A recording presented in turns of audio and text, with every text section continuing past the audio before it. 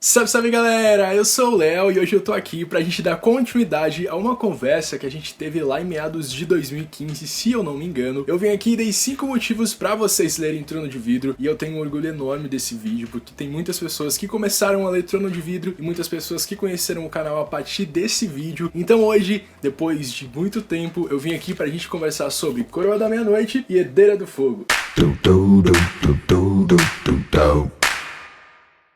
Eu confesso pra vocês que eu demorei um bom tempo pra bolar esse vídeo, porque o intuito dele é agradar tanto o pessoal que é fã, quanto o pessoal que ainda não conhece nada de Trono de Vidro, porque eu não vou dar nenhum spoiler com relação ao primeiro livro, e nem com relação aos próximos, como o segundo, terceiro, quarto, quinto. Dito isso, a gente vai falar primeiro sobre Coroa da Meia-Noite. Pra mim, um dos pontos mais altos de Coroa da Meia-Noite é a inserção da magia. A gente acaba entrando em um mundo mágico que a gente nem imaginava que poderia existir. A gente já tem a menção dele lá no primeiro livro, mas não é uma coisa assim muito abordada, mas é no segundo livro que a Sarah começa a explorar e ela começa a ampliar todo o universo de Trono de Vidro. A gente vai ter muitas revelações com relação à vida da Celaena e também de outros personagens que vão aparecendo no meio da história. A gente vai ver nascer dentro da gente um sentimento ruim com relação a alguns personagens, mas também um sentimento bom com relação a outros. Outra particularidade dessa história é o destaque de dois outros personagens além da nossa protagonista, que é a Celaena, e estamos falando de dois personagens que eu gosto muito, são meus favoritos da série, sim, mas eu também tenho noção que esses dois personagens exibem em alguns momentos uns probleminhas chatos, mas nada que a autora não consiga corrigir com o passar dos livros. Mas eu tô falando de Kel Westphal e também Dorian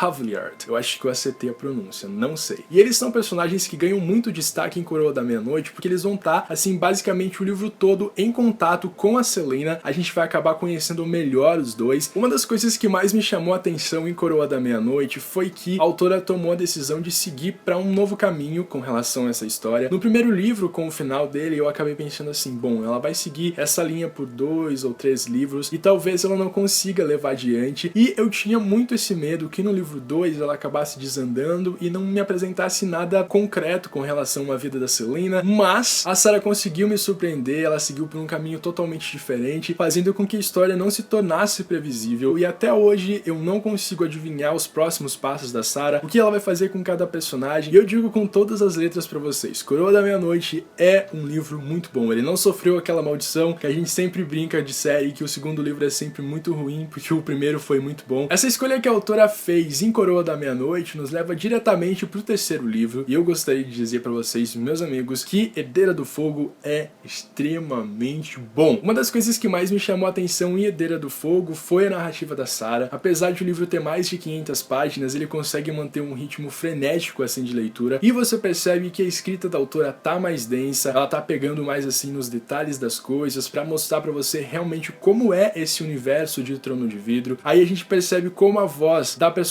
principal tá muito forte, ela tá dando uma representatividade enorme pra Celaena. Cara, como a voz da personagem tá forte, como a gente sente a presença da protagonista nesse livro, apesar da gente ter inserção de outros personagens na história, e esse livro é bem legal por causa disso, que a gente tem o ponto de vista de vários personagens, nem mesmo por isso a voz da Celaena acaba ficando fraca. Então a gente tem realmente em todos os capítulos, mesmo que não seja do ponto de vista da Celaena, a gente acaba sentindo como a autora consegue dar voz pra essa personagem. E o interessante de observar em Trono de Vidro é que os personagens nunca perdem a força da voz deles. A gente acaba sempre se surpreendendo com eles, com a forma como eles estão tomando as decisões, a forma que eles estão crescendo na história. E já aconteceram em outras séries que eu li dos personagens, até mesmo o protagonista acabar perdendo um pouco de presença, porque são muitos livros, acaba desgastando demais. Mas em Trono de Vidro isso não aconteceu até agora. Muito obrigado, senhor. Em Herdeira do Fogo a gente também tem inserção de vários personagens, assim como em Coroa da Meia-Noite, mas em Herdeira do Fogo a gente tem uma personagem em especial que é muito incrível. Esses capítulos dessa personagem em específico vão se juntando e a história dela vai se tornando grande, então você fica naquela expectativa de será que o personagem vai funcionar? Será que ele vai mesmo se encontrar com a protagonista? Porque em alguns momentos parece que a história da Manon não vai ter uma união com a Celaena, mas eu acho que a Sarah não iria perder a oportunidade de colocar essas duas personagens juntas. Eu não sei se isso vai acontecer no futuro, eu ainda não terminei o quarto livro, então eu espero que aconteça nesse, bem que podia, não sei. E aí eu sempre me pergunto assim, poxa, será que a autora vai conseguir diferenciar a personalidade dos personagens dela, assim, sem fazer com que eles se tornem muito iguais, ou muito diferentes, ou um seja mais repetitivo que o outro? E a Sarah conseguiu fazer personalidades diferentes. Ela conseguiu dar uma presença muito boa pra Manon, que em alguns momentos eu pensava assim, bicho, essa personagem parece protagonista demais. Eu ficava muito ansioso pra descobrir mais sobre quem era essa personagem, eu queria mais capítulos dela, eu tenho uma paixão enorme por ela e eu espero que vocês gostem muito de Manon. Outro aspecto bem legal nesse livro é que a gente acaba mudando de ambiente, a gente vai pra um lugar bem diferente de Adalan e Endovier, que a gente fica lá no primeiro e no segundo livro, então a gente acaba conhecendo um pouco mais desse universo todo, indo pra outro lugar que eu não posso dizer qual, porque aí seria spoiler, mas é uma ambientação diferente. Então esse terceiro livro ele se passa em uma localidade diferente, a gente fica boa parte desse livro lá naquele localzinho, então ver a Celaena em um ambiente diferente, em que ela tem que lidar com as coisas em volta dela assim, sem conhecer nada, é muito bom. Eu acho que a Sarah conseguiu acertar em cheio, porque a gente tem 2 livros em um local que a gente já conhece, que a gente já sabe o que esperar dele, e de repente ela muda para uma localidade que foi citada em alguns momentos nos livros, mas que a gente não tinha um conhecimento assim tão rico sobre ela. Eu sei que pra quem é fã é muito difícil admitir alguns erros com relação às coisas que a gente gosta, e eu sou esse tipo de fã, mas mesmo assim eu acabo reconhecendo que Trono de Vidro tem as suas falhas, mas pra mim os momentos incríveis se sobressaem aos momentos ruins, e é por isso que eu indico tanto essa série. Eu sei que várias pessoas abandonaram no primeiro livro, que não conseguiram, não gostaram do personagem, mas gente, eu prometo pra vocês, assim, com os 2 pés juntos e as mãos atadas, que essa história, essa série vale a pena. This is amazing!